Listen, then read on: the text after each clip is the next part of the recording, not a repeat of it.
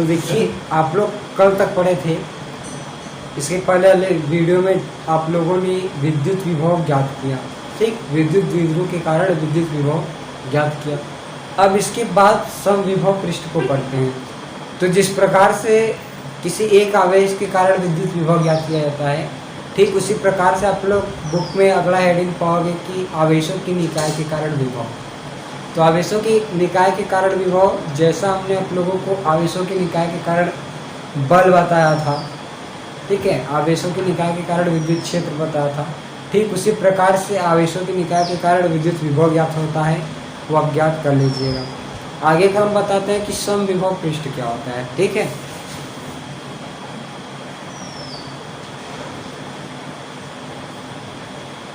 सबसे पहले हमें क्या करना होगा, देखो समविभव पृष्ठ की परिभाषा होती है कि माना कोई ऐसा पृष्ठ जिसके प्रत्येक बिंदु पर विद्युत क्षेत्र एक समान होता है, ठीक है, यानी विद्युत विभव एक समान होता है। किसी विद्युत क्षेत्र में रखा कोई ऐसा पृष्ठ जिसके हर एक बिंदु पर विद्युत विभव एक समान हो, समविभव पृष्ठ कहलाता है। समविभव पृष्ठ में हर बिंदु पर विभव एक समान होने के कारण उसका विभवांतर शून्य होता है, ठीक। समविभव पृष्ठ, जैसे कोई पृष्ठ है, इस प्रकार से मान ले रहे हैं, ठीक है, इसमें हर जगह पर कहीं भी आप देखेंगे तो विभव क्या रहेगा, समान रहेगा, एक समान रहेगा। यानी किसी विद्युत क्षेत्र में रखे किसी पृष्ठ पर प्रत्येक बिंदु पर जब विभव समान होता है तो वह समविभव पृष्ठ कहलाता है। इसकी विशेषता क्या होती है कि इस पर हर एक बिंदु पर विभव समान होता है, तो हर एक बिंदु पर विभव समान होने के कारण इसका विभवांतर कितना होता है, शून्य होता है, जीरो होता है, ठीक है ना। इसका विभवांतर जीरो होता है, जब भी आप इसका विभवांतर ज्ञात करेंगे तो जीरो ही आएगा। तो नोट कर लीजिए हेडिंग, किसी विद्युत क्षेत्र में स्थित वह पृष्ठ जिसके प्रत्येक बिंदु पर विभव एक समान होता है समविभव पृष्ठ कहलाता है। इस पृष्ठ के प्रत्येक बिंदु पर विभव एक समान होने के कारण इसका विभवांतर शून्य होता है, ठीक है, ये नोट करें। अब अगली हेडिंग, विद्युत विभव तथा विद्युत क्षेत्र में संबंध। अब इसको पढ़ेंगे, ठीक है। तो विद्युत विभव क्या होता है, विद्युत क्षेत्र क्या होता है, दोनों आपको पता है, विद्युत क्षेत्र भी और विद्युत विभव भी।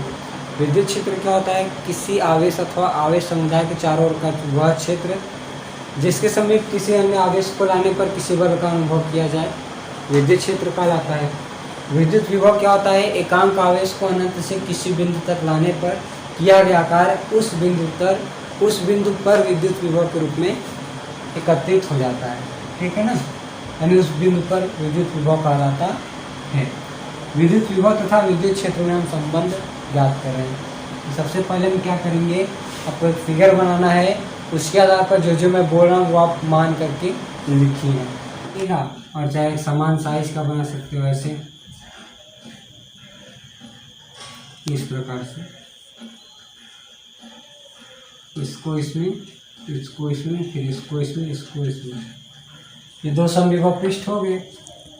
इनके मध्य से इस प्रकार से एक रेखा खींच देंगे, जो कि क्या है, हमारा विद्युत क्षेत्र है। यहाँ पर ए बिंदु है और ये बी बिंदु है, ये दोनों बिंदु हैं जो कि इन पृष्ठों पर रखे गए हैं।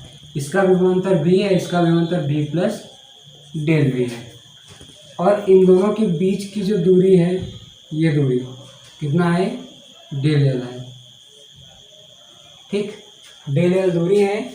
इसका विभवांतर बी है, इसका विभवांतर बी प्लस डेल। के बाद लिखेंगे कि माना दो समविभव पृष्ठ ए व बी इस प्रकार से रखे गए हैं कि उनके बीच की दूरी डेल एल है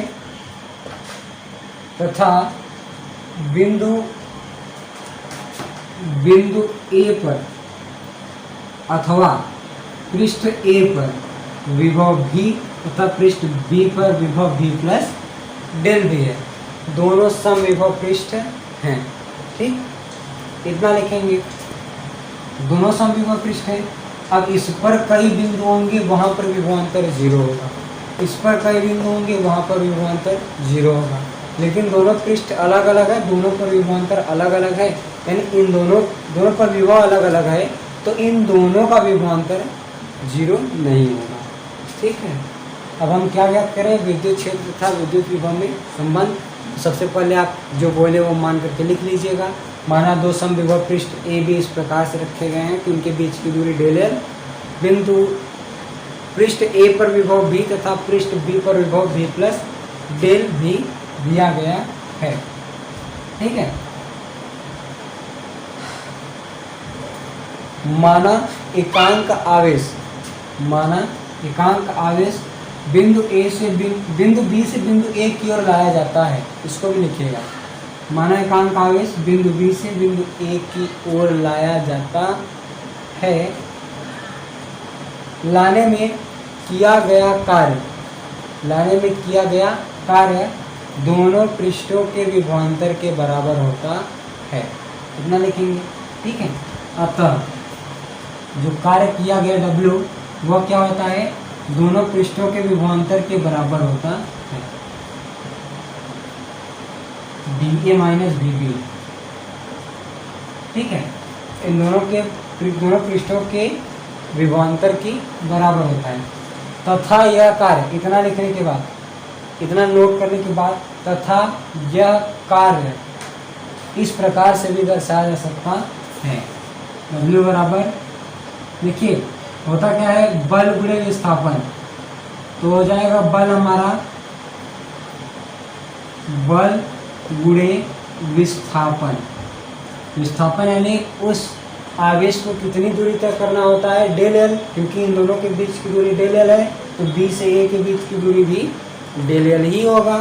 ठीक है, अब यहाँ पर हम बल की जगह पर ई क्यों लिखे हैं? क्योंकि जिस आवेश से ये आवेशित है उस आवेश को हम क्यों मानते हैं, तथा जो आवेश लाया जा रहा है वह एकांक आवेश है। एकांक आवेश है यानी एक लिखेंगे, तो जब बल का फॉर्मूला लगाएंगे तो F बराबर कितना होगा? Q1 Q2 यानी 1 गुणे Q, ध्यान से समझिएगा, 1 गुणे Q होगा ना। और फार्मूला E का क्या होता है? 1/4πε0 × Q/r²। इसमें Q1 Q2 नहीं होता है, तो हम F को E भी लिख सकते हैं। ठीक, क्योंकि इसमें अगला आवेश 1 है, 1 का चाहे E में गुणा करो चाहे F लिखे, कोई मतलब नहीं निकलेगा, तो हम E ही रखते हैं। ठीक है ना, आप ध्यान दीजिएगा, इन दोनों को हम क्या करेंगे?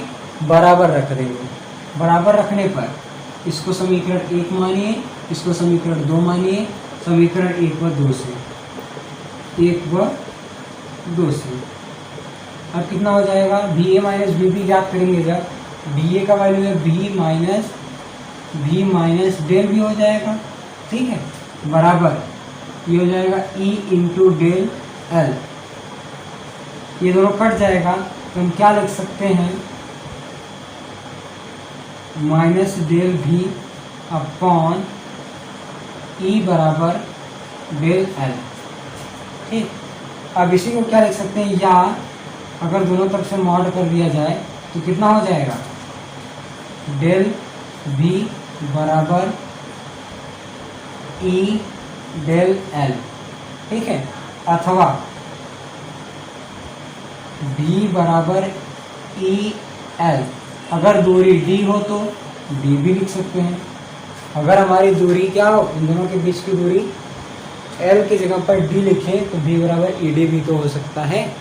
यानी विभव और विद्युत क्षेत्र में क्या संबंध होता है? विभव विद्युत क्षेत्र और दूरी के गुणनफल के बराबर होता है, V बराबर ED। ये भी हमारा फॉर्मूला है, इसको नोट कर लीजिए। जितना बोले हैं लिखने के लिए वो आप लिख लीजिएगा, अगर नहीं लिख पाए हो तो वीडियो को पीछे करके आप नोट कर लीजिएगा। ओके, तो देखिए अगला हेडिंग है हमारा आवेशों की निकाय की स्थितिज ऊर्जा।